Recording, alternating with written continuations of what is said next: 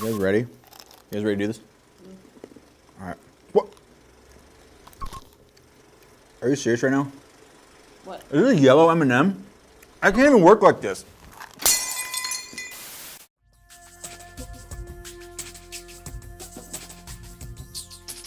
All right. Well, hopefully you can see us out there in Facebook land. This is the first time we're doing this live. So welcome to the first actual live Facebook advocacy update. I'm Chris. This is Lee. Intern Gabe is out at the State Board of Education TAC meeting at this very moment, so he's not joining us today. But we want to jump right in. One of the big things, obviously, that came out this week was the sort of dissecting of the governor's budget proposal for education and everything else. No real surprises for us in terms of what he's proposing. $150 million roughly in what we would consider to be new money for district digital assistance and building renewal funding.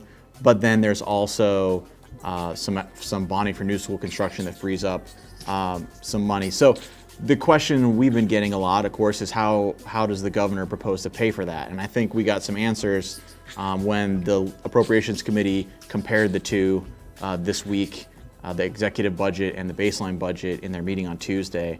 The answer, unfortunately, is that I think the governor depends a lot on what he terms efficiencies in his budget, and there are some efficiencies in there, but there's also basically what amount to a lot of fund transfers and things like that, and then counting things like savings of $88 million, which would have been spent general fund, which will be used for bonding. And the other way he's paying for it is some pretty optimistic revenue projections. So the state, as was revealed by the Finance Advisory Committee this week, the state took in a lot of money in December, $218 million, whereas last year it was only $101 million.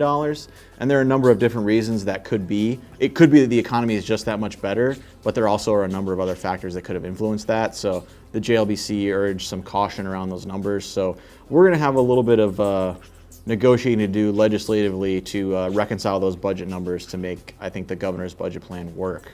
So that is where the budget stands. Want to turn it over to Lee real quick to recap this week's committee action.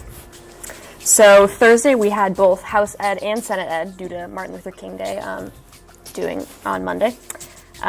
In the House, all the bills passed out of the committee. We're neutral on everything except for HB 2112, funding gifted pupils, which we supported. That bill appropriated $5 million from the general fund in fiscal year 18 to the Department of Ed for programs for gifted students. In Senate, all bills passed out of the committee as well. We were neutral on everything except for Senate Bill 1083, schools recess periods. This bill required school districts and charter schools to schedule at least 2 recess periods a day for kindergarten through 5th graders and 1 per day for half-day kindergarten. PE and lunch counted as one of those recess periods. And Chris testified in opposition to this bill because although we love recess and most of our districts do follow or even surpass those guidelines for recess as outlined in the bill, we believe local school boards are in the best position to decide how to structure their own school days. So, we love recess, but we love local control more. So we'll be in touch with you more about this bill as it moves through the process.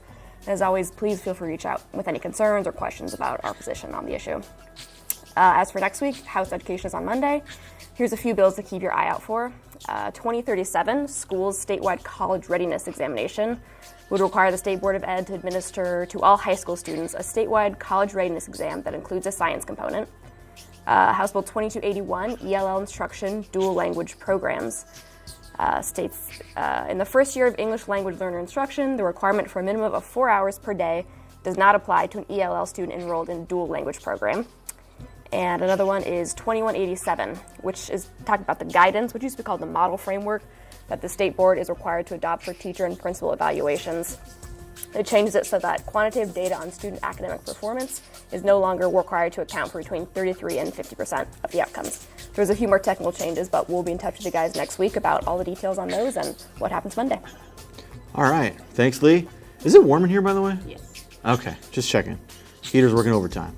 Anyway, next week, I think we're coming up the schedule, as Lee said, Education Committee's full appropriations hearings.